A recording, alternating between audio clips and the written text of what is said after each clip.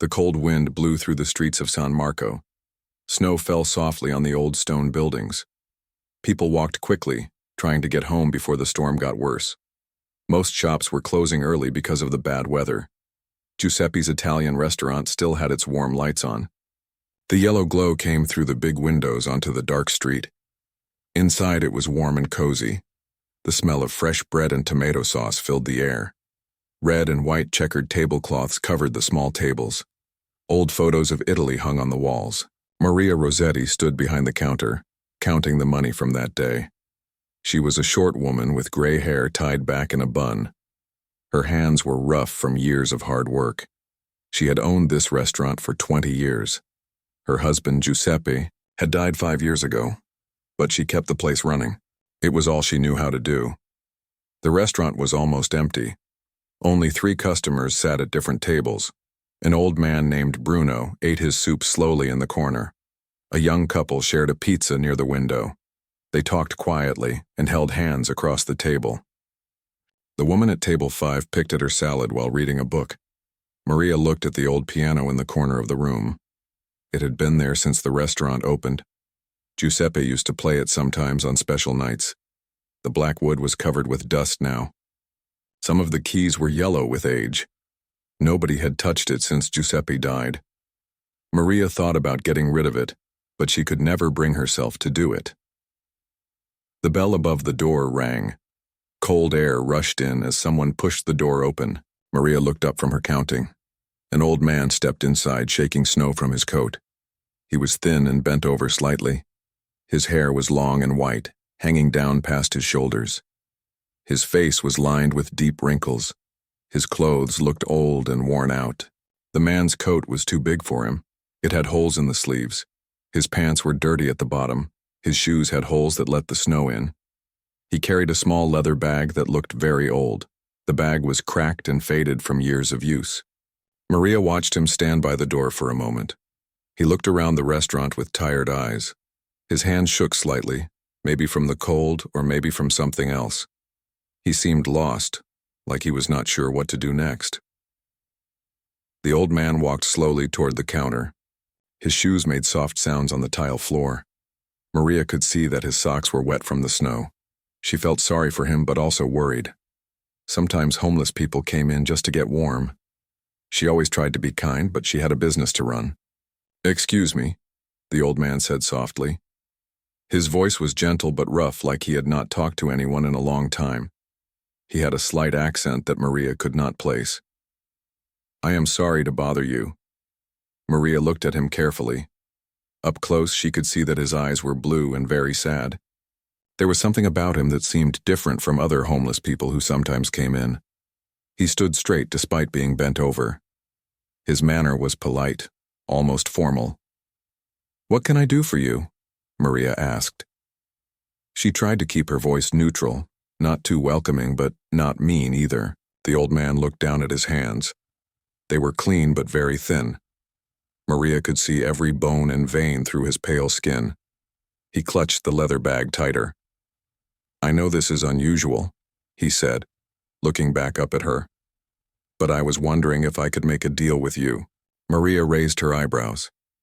She had heard many strange requests over the years. People had asked to wash dishes for food. Some had offered to sweep floors or clean tables. She usually said no, but sometimes she made exceptions when people seemed truly desperate. "What kind of deal?" she asked. The old man turned and looked at the piano in the corner. Maria followed his gaze. For a moment, something changed in his expression. The sadness in his eyes seemed to deepen, but there was also something else. Maybe longing or maybe fear. "That piano," he said quietly. "Does anyone play it?" "Not anymore," Maria said. "My husband used to play, but he passed away 5 years ago." The old man nodded slowly. "I am sorry for your loss." There was something in the way he said it that made Maria believe he understood loss very well. "I can play," the old man said, still looking at the piano. "I could play for your customers tonight. Maybe it would be nice for them to hear music while they eat." Maria was confused. "You want to play piano for tips?" "No." the old man said, shaking his head. I do not want money. I just wondered if you might have some food you could spare. Maybe just bread and soup. I have not eaten in 2 days. Maria looked at him more carefully. She had seen many hungry people, but there was something different about this man. He did not beg or look desperate in the usual way. He made his request with dignity, like he was offering something valuable in return. You can really play? She asked. Yes, he said simply. I have been playing for many years. Maria looked at the piano again. It would need tuning and some of the keys stuck. She wondered if this old man could actually make music with it. Maybe he just thought he could play. Maybe he was confused or sick. But something made her want to say yes. Maybe it was the way he looked at the piano. Maybe it was because she missed hearing music in the restaurant. Giuseppe used to fill the place with songs on Friday nights. The customers always loved it. The piano has not been tuned in years, Maria said. Some keys do not work right. That is okay, the old man said. I can work with any piano. Maria thought about it for a moment. What was the worst that could happen? If he was terrible, she could ask him to stop. If he was good, maybe it would bring back some of the old feeling to the restaurant. All right, she said finally. You can play. I will make you a plate of pasta and some bread. The old man's face changed completely. The sadness lifted for just a moment, and she saw something that might have been relief or even joy. Thank you, he said quietly. Thank you very much. He walked slowly toward the piano, still carrying his leather bag. Maria watched him go, wondering what she had just agreed to. Outside, the snow continued to fall, and the wind howled through the empty streets. The old man set his leather bag down beside the piano bench. He looked at the instrument for a long moment, like he was seeing an old friend after many years apart. His fingers moved slightly in the air, as if he was already playing music that only he could hear. Maria went back to the kitchen to prepare his food.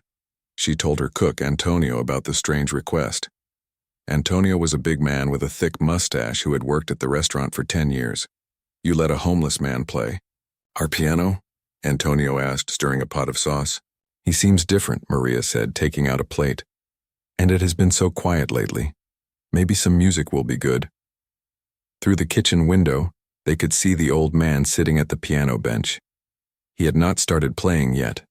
Instead, he was running his hands over the keys very gently, not pressing them down. It looked like he was saying hello to each key. The old man opened his leather bag. Inside was a small cloth. He took it out and began cleaning the piano keys one by one. He worked slowly and carefully, wiping away years of dust. His movements were precise, like he had done this many times before. Bruno, the old customer in the corner, watched with interest. He had been coming to the restaurant for 15 years. He had heard Giuseppe play many times and missed the music. The young couple by the window also turned to look. Even the woman reading her book put it down to watch. The old man finished, cleaning the keys. They were still yellow with age, but now they were clean.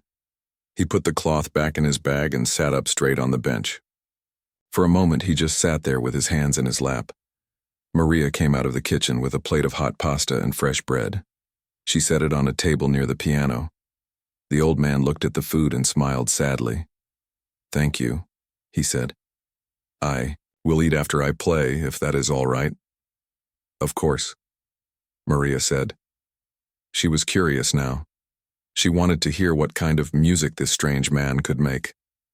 The old man placed his hands on the piano keys. His fingers were long and thin, but they looked strong. He pressed down gently on a few keys, testing them. Some made clear sounds, others were flat or sharp. He nodded, like he understood what the piano could and could not do. Then he began to play. The first notes were soft and slow. It was a melody that Maria had never heard before, but it sounded familiar somehow. The music seemed to fill the empty spaces in the restaurant. It was beautiful and sad at the same time. Bruno stopped eating his soup. The spoon stayed halfway to his mouth as he listened. The young couple stopped talking and turned their chairs to face the piano. The woman with the book closed it and set it on the table.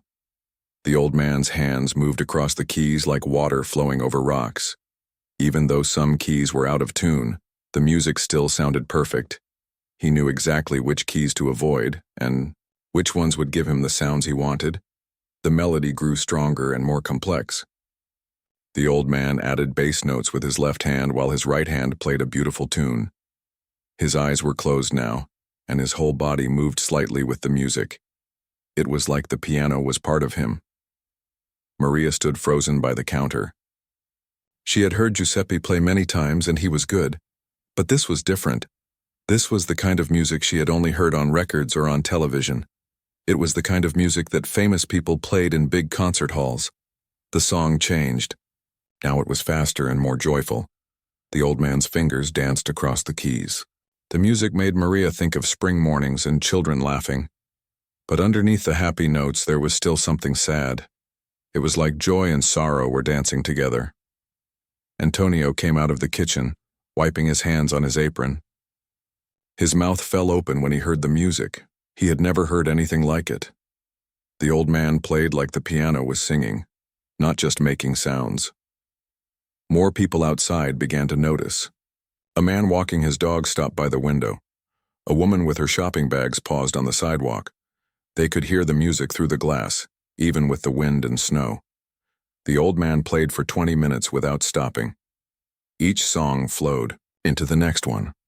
Sometimes the music was classical, like the pieces Giuseppe used to play. Other times it was something completely new, like the old man was making it up as he went along. The young couple by the window held each other's hands, tighter. The woman had tears in her eyes. Bruno had forgotten all about his soup. Antonio stood perfectly still, afraid that moving might break the spell. Maria felt something she had not felt since Giuseppe died. The restaurant felt alive again. The music filled all the empty corners and made the place feel warm in a way that had nothing to do with the heater. When the old man finally stopped playing, the silence was complete. Nobody moved for several seconds. It was like waking up from a beautiful dream. The only sound was the wind outside and the soft bubbling of the coffee machine. Then Bruno started clapping. The young couple joined in. The woman with the book clapped too. Even Antonio clapped his big hands together. The sound echoed off the walls of the small restaurant. The old man opened his eyes and looked surprised.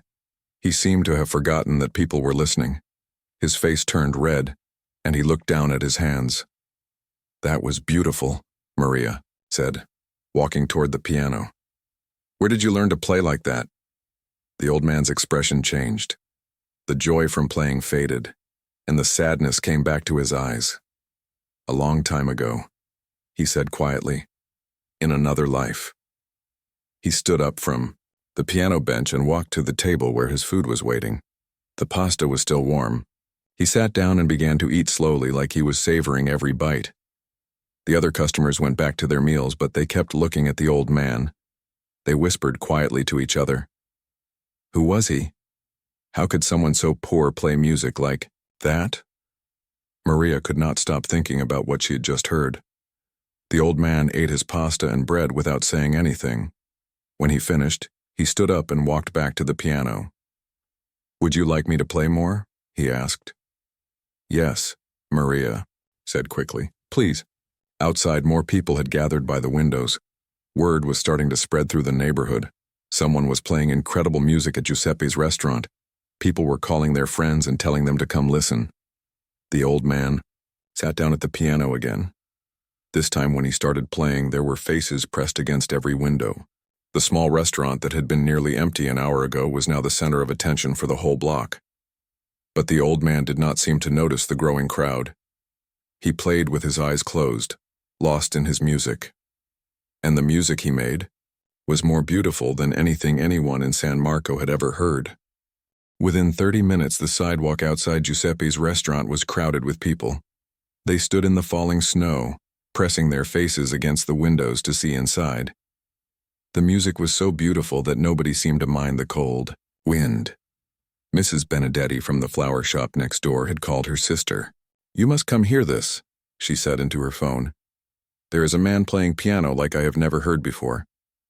Her sister lived across town, But she came anyway. She brought her teenage daughter, who usually only listened to modern music. But when they arrived and heard the old man play, the girl stood still and quiet like everyone else. Marco, who owned the bookstore down the street, locked his shop early and walked over to see what was happening. He found a crowd of 20 people standing outside the restaurant. Some were neighbors he knew. Others were strangers who had heard the music and followed the sound. "Who is playing?" Marco asked Mrs. Benedetti. "Nobody knows," she whispered back. "Just some old homeless man, but listen to him play." Inside the restaurant, Maria was amazed by what was happening. Her small restaurant had never had so many people interested in it. The 3 tables of customers had become an audience. They ordered more food and drinks just so they could stay longer and listen. The old man continued playing, unaware of the crowd growing outside. His music moved from one piece to another without stopping. Sometimes he played classical music that people recognized. Other times he played pieces that sounded like they came from movies or dreams. Antonio came out of the kitchen again and again just to listen. He had stopped cooking and was just standing there with a wooden spoon in his hand. "Maria," he whispered, "I think this man is famous or something. Nobody plays like this unless they are very, very good." Through the windows, people were taking out their phones. Some were recording the music. Others were calling friends and family members. The word was spreading fast through the small town. "You have to come to Giuseppe's restaurant right now," a woman said into her phone. "There is a man playing piano, and it is the most beautiful thing I have ever heard." A local police officer walked by on his regular patrol. He saw the crowd and came over to see if there was trouble. When he heard the music, he stopped and listened too. He had studied piano as a child, and he knew good playing when he heard it. This was not just good. This was extraordinary. Inside, the young couple, by the window, had completely forgotten their pizza. They sat holding hands and listening with tears in their eyes. The woman whispered to her boyfriend, "This is better than any concert we have been to." Bruno, the old regular customer, had not touched his soup in an hour. It had gone cold, but he did not care. He had lived in San Marco for 70 years and had never heard anything like this. The music made him remember his late wife and how they used to dance in their kitchen on Sunday mornings.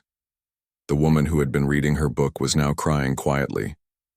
The music had touched something deep inside her heart.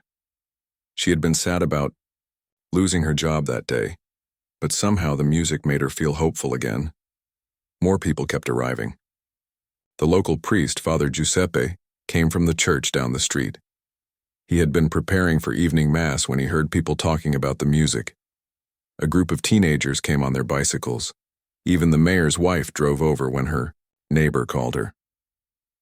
The crowd outside grew to 40 people, then 50. They stood in the snow, not talking, just listening. Some held their children up so they could see through the windows better. The music seemed to make everyone forget about the cold and the wind. Dr. Morelli, who ran the small medical clinic in town, pushed through the crowd. He was a serious man who rarely showed emotion, but when he heard the music, his stern face softened. He had played violin as a young man and knew how difficult it was to play with such skill and feeling. "This is professional level," he whispered to the person next to him. "This man has had years of training, maybe decades." A group of music students from the local high school arrived. Their teacher, Ms. Romano, had heard about the music and brought them to listen. These students played piano and violin and knew good music when they heard it. They stood quietly, learning just by listening. "How does he make it sound so smooth?" one student whispered. "Listen to how he uses the pedals," Ms. Romano whispered back. "And see how his hands move? That takes years to learn." Inside the restaurant, Maria was starting to worry. She had never seen so many people outside her restaurant. She wondered if she should ask them to leave or if she should let them keep listening. The old man seemed happy playing, and the music was certainly bringing attention to her business. The old man started playing a piece that everyone recognized. It was Clair de Lune by Debussy, a famous classical piece. But the way he played, it was different from any recording people had heard. He added his own touches, his own feeling. He made the familiar song sound new and magical. Some people in the crowd began to recognize other pieces too. The old man played Chopin and Bach, Mozart and Beethoven, but he also played pieces that nobody could identify. These might have been his own compositions, created from his own heart and experiences. A food delivery driver stopped his motorcycle when he heard the music. He was supposed to deliver pizza to a house across town, but he could not leave. He parked and joined the crowd, still holding the pizza box. Mrs. Chen, who owned the Chinese restaurant 2 blocks away, closed her kitchen and came to listen. She was competitors with Maria, but tonight that did not matter. The music was more important than business rivalry. The crowd was now so large that it blocked part of the street. Cars had to drive slowly to get around all the people. But nobody complained. Even the drivers rolled down their windows to listen as they passed by. Father Giuseppe pushed his way to the front of the crowd. As the town priest, he had heard many choirs and church music. But this was different. This music seemed to touch people's souls in a way that went beyond religion or culture. It was simply human feeling expressed through sound. Inside, the old man played for 2 hours without stopping. His fingers never seemed to get tired. His face stayed peaceful and focused. Sometimes he smiled slightly when he played a particularly beautiful passage. Other times his expression grew sad, like the music was bringing back difficult memories. Maria looked around her restaurant. Every seat was full now. People were standing along the walls. Some customers had been there for hours, ordering coffee and dessert just to have an excuse to stay. She had made more money tonight than she usually made in 3 days. But more than the money, she felt something else. The restaurant felt alive again, like it had when Giuseppe was playing. The music filled the space with warmth and joy. People were smiling and talking quietly to each other between songs. Strangers were becoming friends, brought together by the beautiful music. Outside, the crowd continued to grow. People were calling this the most amazing thing that had happened in San Marco in years. Word was spreading to other towns nearby.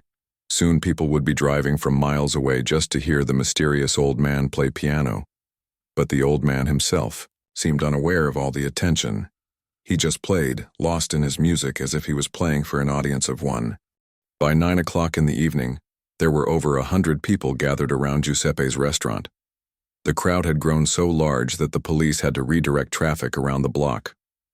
Officer Moretti, who had stopped to listen earlier, called for backup to help manage the crowd safely. People were no longer just from San Marco. Word had spread to neighboring towns through phone calls and social media. Families drove 20 and 30 minutes just to hear the mysterious pianist. They parked wherever they could find space and walked through the snow to join the crowd. Inside the restaurant, Maria was overwhelmed. Every table was full, and people were standing wherever they could find room. She had run out of most of her food and was serving whatever Antonio could quickly prepare in the kitchen. But nobody seemed to mind the limited menu. They were all here for the music. The questions started quietly at first. People whispered to each other between songs, wondering who this man could be. How could someone so poor and homeless play with such incredible skill? Where had he learned? Why was he here? Elena Romano, the high school music teacher, was studying the old man carefully. She had a degree in music and had attended concerts at famous venues in Rome and Milan. She knew professional playing when she heard it, and this man was definitely a professional. Maybe even world-class. "Look at his technique," she whispered to Dr. Morelli, who was standing next to her. "See how his hands curve? How his fingers strike the keys? That takes decades to perfect." Dr. Morelli nodded and listened to his interpretation. He is not just playing notes. He is telling stories with the music. An elderly woman named Signora Viti had pushed her way to the front of the crowd inside. She was 85 years old and had lived through many changes in Italy. Something about the old man's face seemed familiar to her, but she could not place where she might have seen him before. "He reminds me of someone," she told her granddaughter, who had driven her to the restaurant. "But I cannot remember who." The granddaughter, Angela, was taking pictures with her phone. She posted them on social media with the caption, "Amazing. Pianist at Giuseppe's restaurant in San Marco.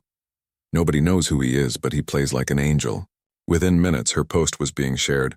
People from all over the region were seeing the photos and videos. Comments started pouring in. Who is this man? That playing is incredible. I am driving there right now. A music blogger from Florence saw the videos online. She specialized in classical music and had interviewed many famous pianists. Something about the old man's playing style seemed familiar to her. She could not quite identify what it was, but there was something about the way he played certain passages that reminded her of recordings she had heard years ago. Back in the restaurant, a young man named David approached Elena Romano. He was a piano student at the music conservatory in the next town. He had driven 40 minutes with 3 of his classmates just to hear the mysterious player. "Professor Romano," he said excitedly, "do you recognize some of these pieces? He played something. Earlier that sounded like Rachmaninoff, but it was different, like it was a variation I have never heard before." Elena nodded thoughtfully. "I noticed that too.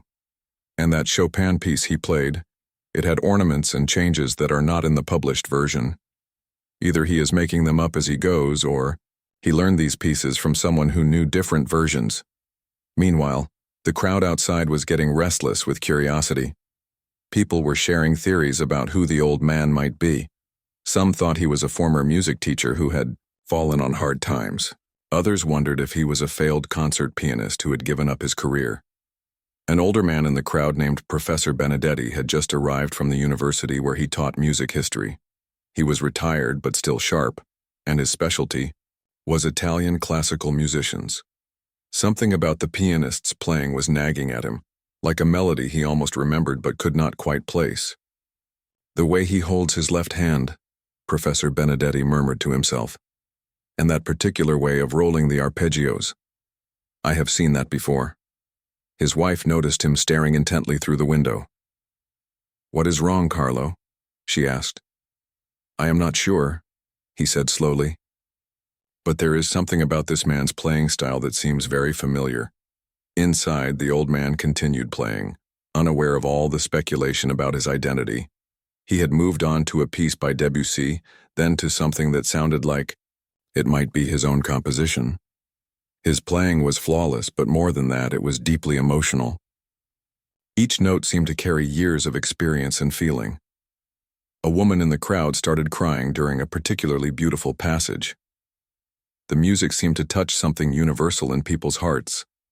It spoke of love and loss, hope and sadness, in a language that everyone could understand.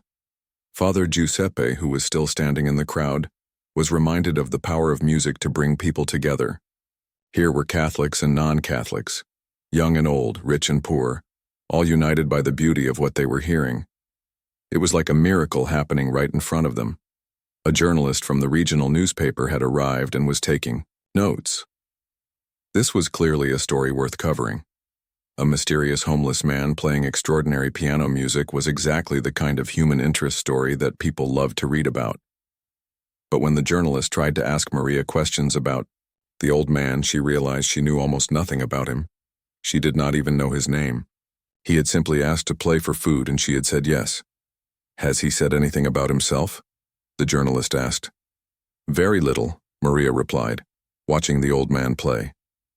"He just asked if he could play for a meal. He seems very sad about something." The journalist noticed the leather bag beside the piano bench.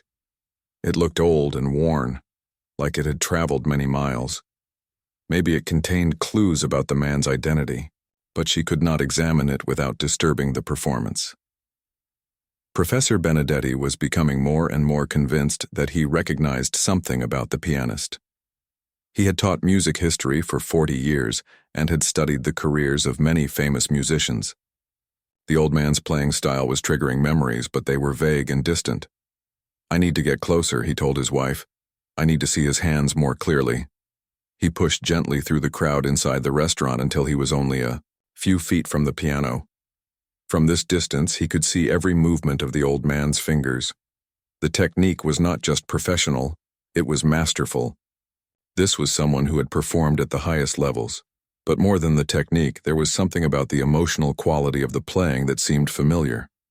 Professor Benedetti had heard thousands of pianists over the years, but only a few could play with this kind of deep feeling and perfect control at the same time. The old man finished the Debussy piece and paused for a moment. His hands rested on the keys while he seemed to decide what to play next. In that moment of silence, Professor Benedetti caught a glimpse of the man's profile. Something clicked in his memory. The shape of the nose, the way the man held his head, the long, thin fingers. Suddenly, Professor Benedetti was reminded of a photograph he had seen many years ago. A photograph in a music magazine from the 1990s. His heart started beating faster. Could it be possible? After all these years, could this homeless man be who he thought he was? The old man started playing again, this time a piece by Rachmaninoff. It was one of the most difficult piano pieces ever written, requiring incredible skill and strength. But the old man played it like it was simple, his fingers dancing across the keys with perfect precision. Professor Benedetti listened with growing amazement and growing certainty. He had heard this piece played by many great pianists over the years. But the particular way this man interpreted certain passages, the subtle changes in tempo and dynamics, it was exactly like a recording he remembered from 30 years ago. Recording by a pianist who had disappeared from the music world after a terrible tragedy. Professor Benedetti's hands began to shake as the memories came flooding back. If he was right, then this homeless old man was not just any pianist. He was one of the greatest classical musicians of his generation, someone who had been famous throughout Europe before vanishing completely. But what was he doing here, homeless and hungry, playing for pasta in a small-town restaurant? What had happened to bring him to this point? The professor knew he had to be sure before he said anything. But if his suspicions were correct, then everyone in this restaurant was witnessing something truly extraordinary. The return of a musical legend who the world thought was gone forever. Professor Carlo Benedetti stood frozen near the piano, his mind racing through memories from decades past. The old man had just finished the Rachmaninoff piece and was beginning something new, a haunting melody that seemed to come from deep within his soul. The professor remembered everything now. In 1992, he had been a young music professor, excited about classical music and the rising stars of the piano world. There had been one pianist in particular who had captured everyone's attention, a brilliant Italian musician named Alessandro. Rossi Alessandro had been only 35 years old then, but already considered one of the finest pianists in Europe. He had performed with the best orchestras in Milan, Rome, Vienna, and Paris. Music critics wrote about his perfect technique and the deep emotion he brought to every piece he played. Professor Benedetti remembered reading about Alessandro in music magazines. There had been photos of him in elegant concert halls wearing formal clothes and playing beautiful grand pianos. He had been handsome then, with dark hair and intense eyes. He had seemed to have everything, fame, talent, and a bright future. But, looking at the homeless old man now, Professor Benedetti could see the same bone structure in the face, the same long fingers, the same way of holding his shoulders when he played. The hair was white instead of dark. The face was lined with age and sorrow, but the essential features were the same. More importantly, the playing style was identical. Alessandro Rossi had been known for a particular way of interpreting classical pieces. He would add small decorations and changes that made familiar music sound fresh and new. He had a gift for making the piano sing in a way that touched people's hearts. The old man was doing exactly the same things now. Every phrase he played had that special Alessandro Rossi touch. The slight pause before certain notes, the way he shaped melodies, the perfect balance between technical skill and emotional expression. Professor Benedetti's wife noticed that her husband looked pale and shaken. "Carlo, what is wrong?" she whispered. "I think I know who this man is," he whispered back, his voice trembling. "But it cannot be possible." He remembered what had happened to Alessandro Rossi. In 1993, the pianist had been scheduled to perform with the Milan Symphony Orchestra. It was supposed to be one of the biggest concerts of his career, but on the night of the performance, tragedy had struck. Alessandro's 8-year-old daughter, Sofia, had been killed in a car accident while rushing to the concert hall to hear her father play. She had been with her grandmother, coming to surprise Alessandro after his performance. A drunk driver had run a red light and hit their car.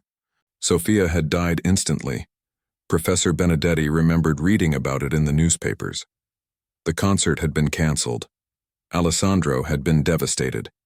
The music world had waited for him to return, but he never did. After Sofia's funeral, Alessandro Rossi had simply disappeared from public life. There had been rumors over the years. Some people said he had moved to another country. Others thought he had quit music altogether and taken a regular job somewhere. A few claimed to have seen him, but these sightings were never confirmed. Alessandro Rossi had become like a ghost story in the classical music world. Now, 30 years later, Professor Benedetti was looking at what he believed was that same man. But instead of the successful concert pianist who had once worn expensive suits and played in famous halls, this was a homeless old man playing for food in a small restaurant.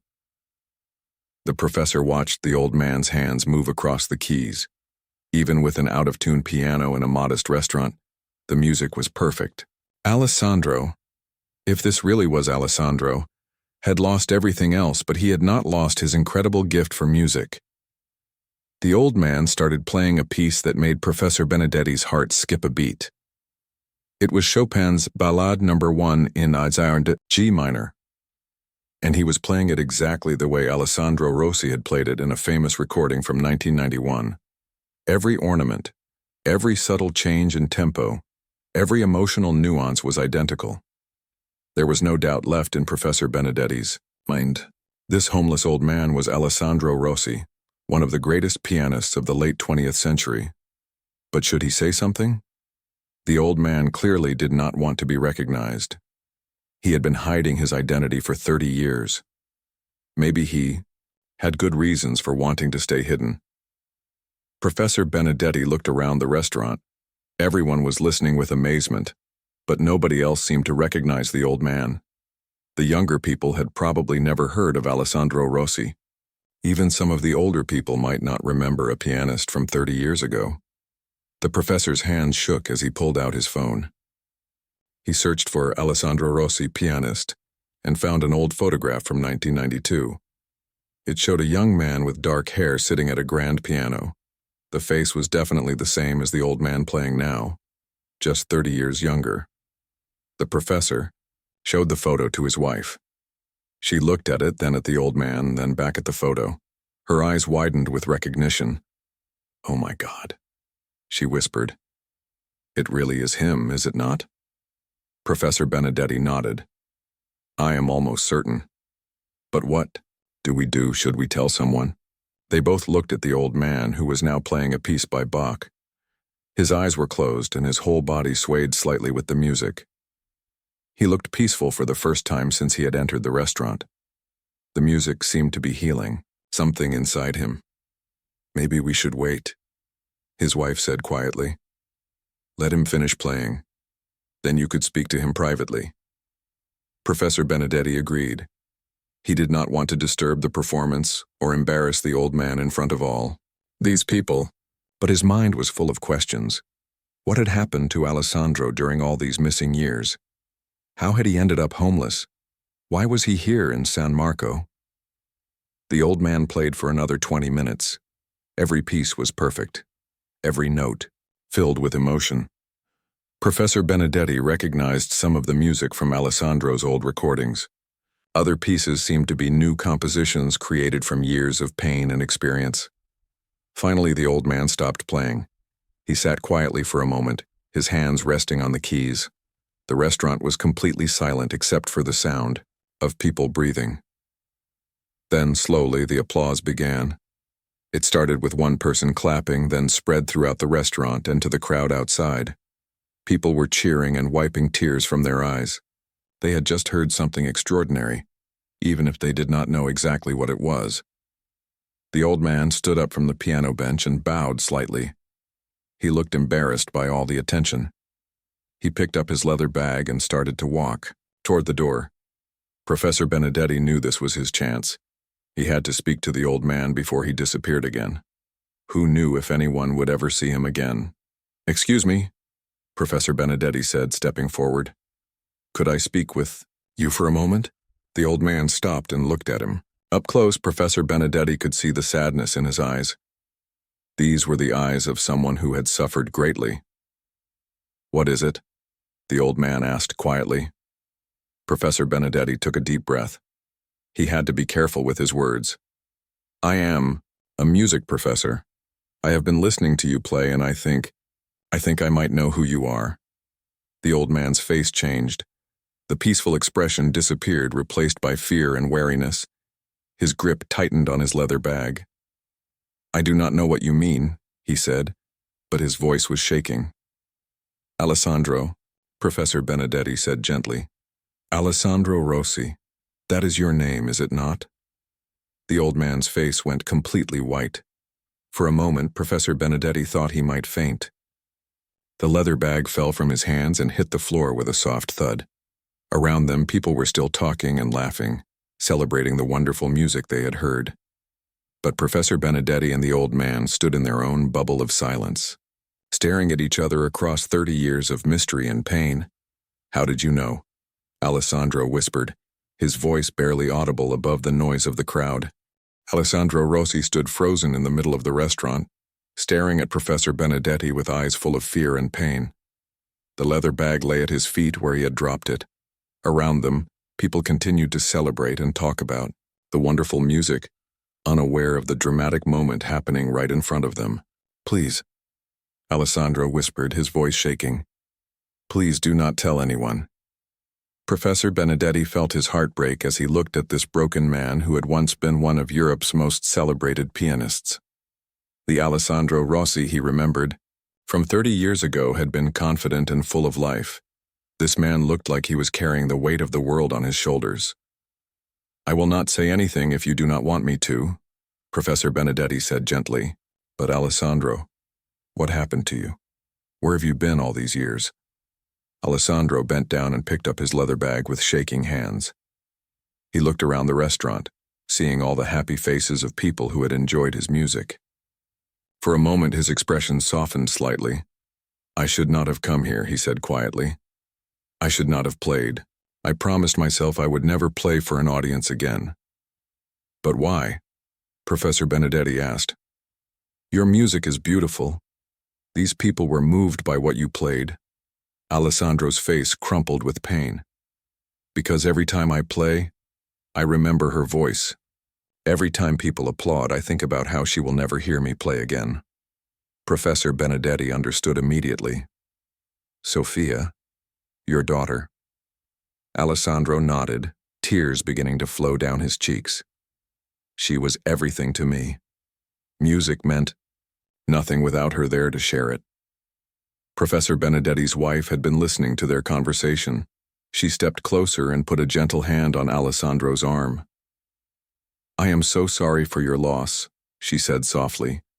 I cannot imagine how difficult it must have been. Alessandro looked at her with surprise. He had not expected kindness from strangers who knew his story. For 30 years, he had avoided talking to anyone about Sophia because it was too painful. That night, Alessandro continued, his voice barely above a whisper. She was supposed to come to my concert with her grandmother. They were going to surprise me backstage after the performance. But they never made it. The words came slowly, like each one caused him physical pain. Professor Benedetti and his wife listened in silence, understanding that Alessandro had probably never told this story to anyone before. The police came to the concert hall just as I was about to go on stage, Alessandro said. They told me there had been an accident. A drunk driver had hit their car. Sophia died instantly. Her grandmother survived, but was badly hurt. Professor Benedetti remembered reading about the accident in the newspapers 30 years ago. But hearing it from Alessandro's own lips made it feel real in a way that newspaper articles never could. I never played that concert, Alessandro continued. I never played another concert ever again. How could I? How could I stand on stage and receive applause for music when my little girl was gone? He sat down heavily in the nearest chair, as if telling the story had exhausted him. Maria, who had been watching from behind the counter, brought him a glass of water. She did not know what they were talking about, but she could see that the old man was very upset. After the funeral, Alessandro said, taking a sip of water, I could not stay in Milan. Everything reminded me of Sophia, our apartment, the places we used to go together. even the piano in our living room. So I left. Where did you go? Professor, Benedetti asked gently. Everywhere, nowhere. I just walked. I sold everything I owned except for a few clothes in this bag. He touched the old leather bag protectively. I walked through Italy, then through France, Germany, Austria. Sometimes I slept in churches or train stations. Sometimes kind people gave me food or a place to stay for a night. Professor Benedetti was amazed. Alessandro Rossi, who had once been wealthy and famous, had spent 30 years wandering Europe as a homeless man. But your music, Professor Benedetti said. Did you never play during all those years? Alessandro nodded slowly. I played sometimes, but only when I was completely alone. In empty churches at night, in abandoned buildings, on broken pianos that nobody else wanted. I could not stop playing completely because the music was still inside me. But I never let anyone hear. Until tonight, Professor Benedetti observed. I was so hungry, Alessandro said, looking ashamed. I had not eaten in 3 days. I saw the piano in here and I thought maybe the owner would give me some food if I played. I told myself I would just play quietly, nothing special. But when I sat down at the piano, the music took over, Professor Benedetti finished. Yes, it always does. Even after all these years, when I touch the piano keys, I forget everything else. I forget the pain, I forget that I am old and homeless, I just play. Professor Benedetti looked around the restaurant. The crowd was starting to thin out as people went home for the night. But many were still there, talking excitedly about the amazing music they had heard. They had no idea they had just listened to one of the greatest classical pianists of the past 50 years. Alessandro, he said carefully, these people loved your music tonight. Look how happy you made them. Maybe it is time to start playing for audiences again. Alessandro shook his head firmly. No, I cannot. Every time I see people enjoying my music, I think about Sophia and how she loved to hear me play. She would sit next to the piano bench and turn the pages for me when I practiced at home. She knew all my pieces by heart. Tears were flowing freely down his face now. Professor Benedetti and his wife felt their own eyes fill with tears as they listened to this story of love and loss. She wanted to be a pianist too, Alessandro continued. She was only 8, but she was already showing real talent. I was teaching her to play simple pieces. She said that someday we would perform together, maybe in a concert for 2 pianos. He reached into his leather bag and pulled out a small, faded photograph. It showed a young Alessandro sitting at a piano with a beautiful little girl beside him. The girl had dark curls and a bright smile. She was reaching up to touch the piano keys while her father guided her hands. This is the only picture I have left of her, Alessandro said, holding the photo carefully. I carry it everywhere. Professor Benedetti and his wife looked at the photograph. The love between father and daughter was obvious in every detail. The way Alessandro was looking down at Sophia, the way she was leaning against him trustingly, the happiness on both their faces. She was beautiful. Professor Benedetti's wife said softly. She was everything, Alessandro replied. My whole world. When she died, the music died with her. I thought it would be disrespectful to her memory to keep playing for other people's entertainment. Professor Benedetti understood now why Alessandro had disappeared so completely. It was not just grief, it was guilt. He blamed himself for what had happened, and he thought that continuing his career would somehow dishonor his daughter's memory. Alessandro, Professor Benedetti said gently, do you think Sophia would want you to stop playing? Would she want you to be homeless and hungry for 30 years? Alessandro looked up sharply. What do you mean? I mean that maybe the best way to honor her memory is to share your gift with the world again. To bring beauty and joy to people, through music, the way you brought beauty and joy to her life. Alessandro stared at him for a long moment as if this thought had never occurred to him before. Around them, the restaurant was growing quieter as more people left for the night. But the few who remained were still talking about the incredible music they had heard. I do not know if I can, Alessandro said finally. I have been running away for so long. I do not know how to stop. The restaurant had grown quiet. Most of the crowd outside had gone home and only a few customers remained inside. Alessandro sat at the small table, still holding the photograph of his daughter. Professor Benedetti and his wife sat across from him, not wanting to leave him alone in his pain. Maria approached their table carefully. She had been watching the conversation from a distance and could see that something important was happening. The old man who had played such beautiful music was crying, and the professor looked very serious. "Is everything all right?" she asked, gently. Professor Benedetti looked at Alessandro, who nodded slightly. "Maria, this man is not just any homeless person. He is Alessandro Rossi, one of the most famous classical pianists in Europe 30 years ago." Maria's eyes widened. She looked at Alessandro with new understanding. "You are famous?"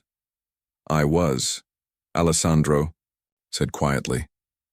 "A long time ago, before I lost everything that mattered to me." Maria sat down in the empty chair at their table. "What happened?" Slowly, with help from Professor Benedetti, Alessandro told Maria the story of Sofia's death and his 30 years of wandering. Maria listened with tears in her eyes, understanding now why the old man had seemed so sad despite playing such beautiful music. "I am so sorry," she said when he finished. "I cannot imagine losing a child." "That is why I should not have played tonight," Alessandro said. "I promised myself I would never perform for people again. It feels wrong to receive their applause when Sofia cannot hear it." Maria thought about this for a moment. She remembered her own husband Giuseppe and how much joy his piano playing had brought to their customers. She also thought about her own grief when Giuseppe died, and how she had wanted to close the restaurant because it reminded her of him. "Can I tell you something?" Maria said. "When my husband died 5 years ago, I wanted to throw away his piano. Every time I looked at it, I remembered him playing, and it made me sad. But tonight, when you played, I felt Giuseppe's presence again. Not in a sad way, but in a happy way. Like his spirit was enjoying your music." Alessandro looked at her with surprise. "You think your husband would have liked my playing?" "I know he would have loved it," Maria said firmly. "Giuseppe always said that music is a gift that should be shared. He said that when someone plays from the heart, it honors everyone who ever loved music." Professor Benedetti nodded. "Maria is right. Your daughter loved music because you taught her to love it. Maybe sharing your music with others is a way of sharing her love for music too." Alessandro stared down at the photograph in his hands. For 30 years he had believed that playing music for others would betray Sofia's memory. But maybe he had been wrong. Maybe the real betrayal was hiding his gift and letting it die with his grief. "I have been afraid," he admitted quietly. "Afraid that if I started playing again I would forget her. That the music would replace the memory of her." "Music does not replace memories," Professor Benedetti said gently. "It keeps them alive. Every time you play, you are sharing a part of what you and Sofia had together." Just then, a small voice spoke up from near the door. "Excuse me, mister?" Everyone turned to see a little girl, about 7 years old, standing with her mother.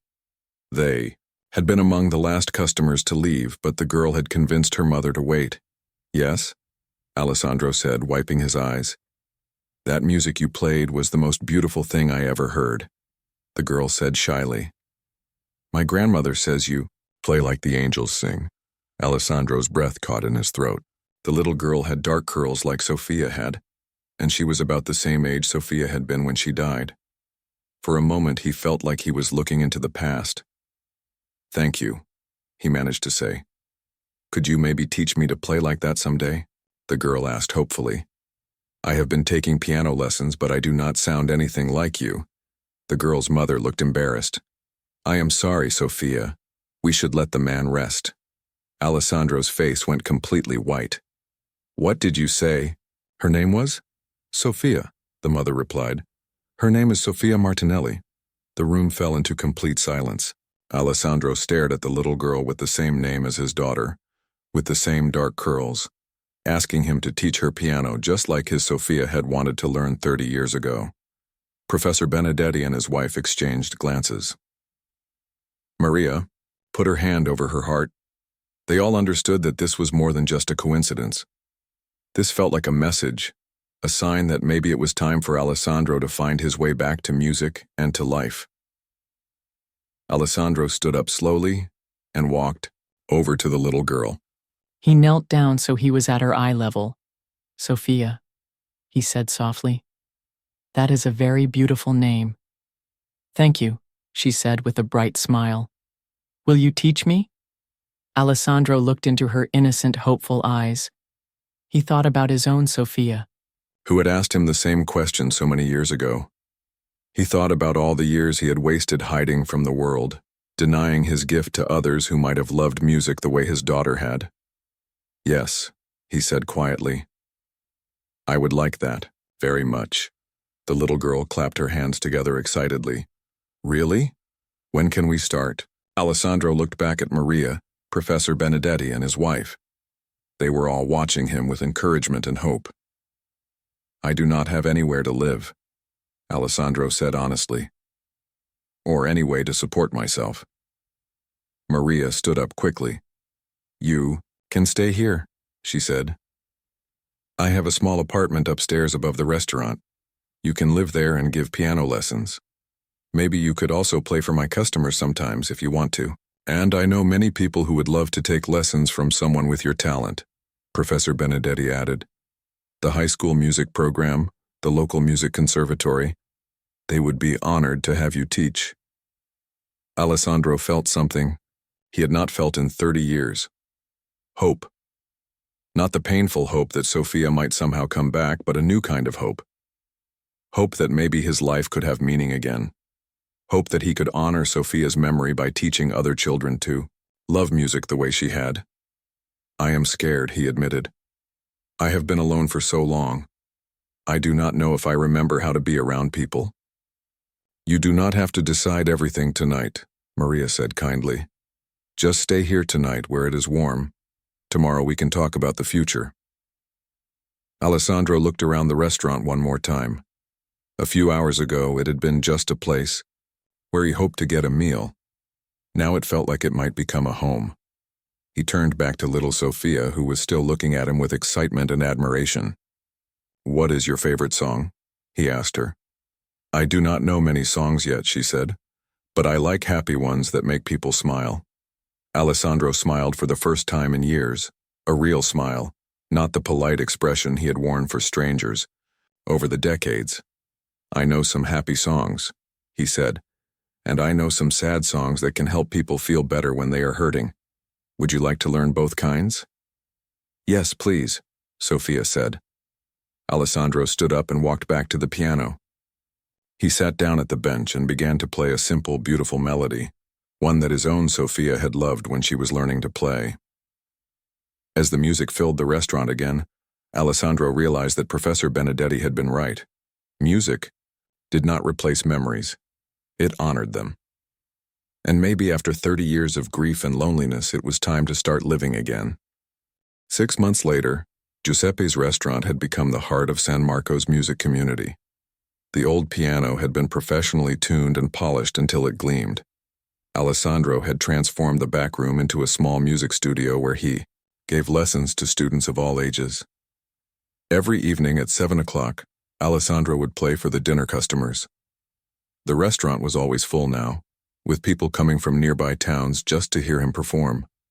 But these were not the formal concerts of his youth. These were intimate performances where Alessandro could see every face in the audience and connect with each person through his music. Little Sophia Martinelli had become his most dedicated student. She came for lessons 3 times a week and was learning faster than anyone expected. She had a natural talent that reminded Alessandro of his own daughter, but she also had her own unique musical personality. "Remember to keep your wrists relaxed," Alessandro told her during a Tuesday afternoon lesson. "Music should flow through your hands like water, not fight against them." Sophia nodded seriously and tried the passage again. This time the melody sang out clearly from the piano. Alessandro smiled with pride. Teaching had brought him more joy than he had expected. Each student was different. Each had their own challenges and gifts to discover. Maria watched from the kitchen doorway as Alessandro worked with Sophia. The old man who had stumbled into her restaurant 6 months ago looked completely different now. He had gained weight and looked healthy. His hair was neatly trimmed, and he wore clean clothes that fit properly. But most importantly, the deep sadness that had surrounded him like a dark cloud was gone. Professor Benedetti visited the restaurant often, sometimes bringing other music professors and students from the university. Word had spread quietly through academic circles that Alessandro Rossi was alive and teaching again. But Alessandro had made it clear that he did not want publicity or media attention. He just wanted to teach and play for people who loved music. One evening in late spring, a surprise visitor arrived at the restaurant. Elena Romano, the high school music teacher, brought in an elderly woman who walked slowly with a cane. "Alessandro," Elena said, "I would like you to meet someone special. This is Signora Beatrice Rossi." Alessandro looked up from the piano where he had been playing for the dinner crowd. When he saw the woman's face, he stopped playing immediately and stood up. "Nonna," he whispered. It was his grandmother, Sophia's great-grandmother, now 89 years old. She had survived the car accident 30 years ago and had spent all these years wondering what had happened to Alessandro after he disappeared. "My dear boy," she said, tears streaming down her face. "I have been looking for you for so long." Alessandro rushed to her and embraced her gently. The restaurant fell silent as customers realized they were witnessing a reunion that had been 30 years in the making. "I am so sorry, Nonna," Alessandro said, crying. "I am sorry I left. I am sorry I never contacted you. I was in so much pain, and I thought it would be easier for everyone if I just disappeared." "Shh," she said, stroking his hair like she had when he was a child. "You are here now. That is what matters." They sat together at a quiet table while Alessandro told her about his years of wandering and how he had finally found his way back to music. Nonna Beatrice listened with love and understanding, occasionally wiping tears from her eyes. "Sophia would be so proud of you," she said when he finished his story. "Not because you were famous, but because you found your way back to bringing joy to others through music." "I have something for you," Alessandro said. He went to his apartment upstairs and returned with the faded photograph of himself and Sophia at the piano. "I have carried this with me everywhere," he said, showing it to his grandmother. "It was all I had left of her." Nonna Beatrice looked at the photograph and smiled through her tears. "She was so proud of her papa," she said. "She used to tell everyone that her daddy was the best piano player in the whole world. She wanted to be a pianist too," Alessandro said. "I was teaching her." "I know," Nonna Beatrice said. "And now you are teaching other children. Do you think she would be happy about that?" Alessandro looked around the restaurant at his students and the people who came to listen to his music. Little Sofia Martinelli was at a corner table with her parents, and she waved at him excitedly. "Yes," he said with certainty. "I think she would be very happy." Over the following weeks, Nonna Beatrice became a regular visitor to the restaurant. She loved listening to Alessandro play and watching him teach his students. She also shared stories about Sofia that Alessandro had forgotten or never known, helping him remember the joy they had shared together instead of focusing only on the tragedy. One evening, as Alessandro was finishing his dinner performance, little Sofia Martinelli approached the piano. "Mr. Alessandro," she said, "I have been practicing the piece you taught me. Could I play it for everyone?" Alessandro looked around the restaurant. The customers were nodding encouragingly. He had never had a student perform in public before, but Sofia had been working very hard and had real talent. "Are you sure you are ready?" he asked. "Yes," she said confidently. "And I think it would make your Sofia happy to know that music is still being shared." Alessandro's heart filled with warmth. This little girl understood something that had taken him 30 years to learn. That music was meant to be shared, that love was meant to be passed on, and that the best way to honor someone's memory was to keep alive the things they had loved. "All right," he said, standing up from the piano bench. "The stage is yours." Little Sofia sat down at the piano and began to play the simple but beautiful piece Alessandro had taught her. Her technique was not perfect. She was still learning. but she played with such joy and enthusiasm that everyone in the restaurant smiled. When she finished, the applause was warm and genuine. Alessandro clapped the loudest of all, remembering how his own Sophia had dreamed of performing for an audience someday. As the evening ended and the customers went home, Alessandro sat at the piano alone for a few minutes. He played softly a lullaby that he used to play for Sophia when she was very young. "Thank you," he whispered to the photograph on top of the piano. "Thank you for showing me the way back home." Outside, snow was beginning to fall again, just as it had on that December night when he first arrived at Giuseppe's restaurant. But now the falling snow looked beautiful instead of cold and threatening. Alessandro had learned that even in the darkest winter, spring would always come again. He had spent 30 years running from his grief, thinking that avoiding music would somehow ease his pain. But grief was not something to run from. It was something to carry with love, to transform into something beautiful that could help others. Now, instead of playing in empty churches for an audience of ghosts, Alessandro played every day for people who were alive and grateful. Instead of wandering alone through unfamiliar cities, he had a home, a family of students and friends, and a purpose that honored both his daughter's memory and his own gift. The music had never really left him. It had just been waiting patiently for him to find his way back to it, and back to the living world where love and loss, joy and sorrow could all be transformed into something beautiful through the simple act of pressing keys and making melodies that touch people's hearts.